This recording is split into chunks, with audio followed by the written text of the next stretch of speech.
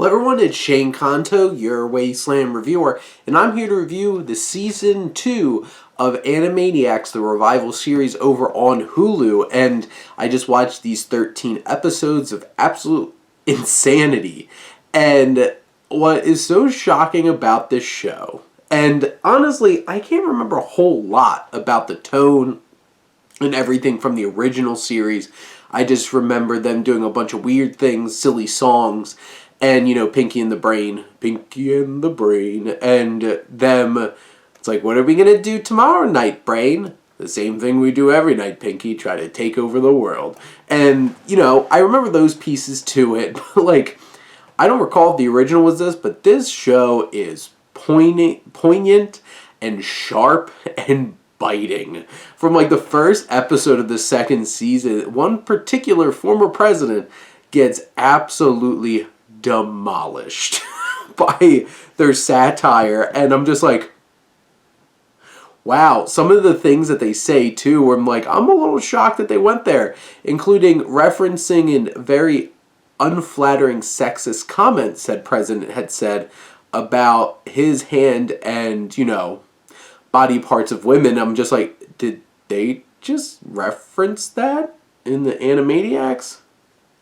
Holy crap. And like if you're a kid, completely go over your head. As an adult with context, you're just like, what? And, you know, I think the first episode, which, like, focuses on, like, Emperor Nero and his gladiators trying to, like, knock off our Warner brothers and our Warner sister, too. You have Yakko, Wacko, and Dot. And they're in, like, this Roman Colosseum, and Nero is basically a former American president, and, you know, you have crazy things like randomly he's like, and brings in John Cena, and like John Cena shows up, he's like, I'm trying to be a comedian instead of a wrestler now, and stuff like that. I'm just like, oh my god, the pop culture references in this show are ridiculous. The odes and tips of the hat to other to film is really impressive. There's one episode where, like, the ending of Pinky and the Brain, like, completely shadowed and copied the ending of The Graduate, and you're just like, interesting. Kids definitely wouldn't get that. Adults, yes, I get that reference. Captain America, I got that reference.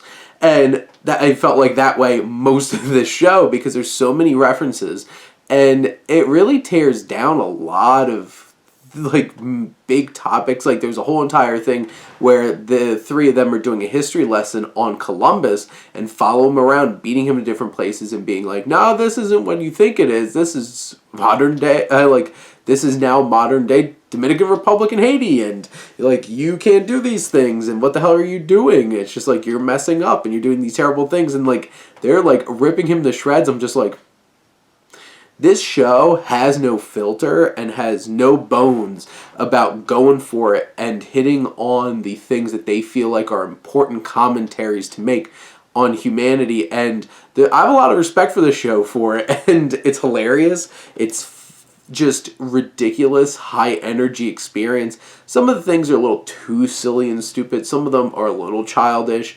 And I think sometimes the manic energy is just too much. Like, I watched this over 2 days. There's a lot of Animaniacs going on and hijinks. But, like, it's such a fun, crazy show with so many great little random musical numbers and skits and mock interviews and all kinds of stuff like that.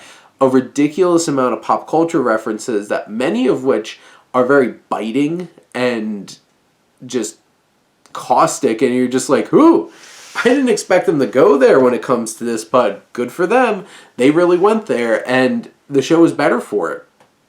I don't know how much, like, it has a lot of that energy and craziness and slapstick and all that stuff that I feel like the little kids are going to enjoy. And you have Pinky and the Brain, who go on all their crazy adventures, and they do some bold, interesting sci-fi elements into this that ask some big questions, and you're kind of like, huh, how do I really feel about this? Like, I have to actually think about this.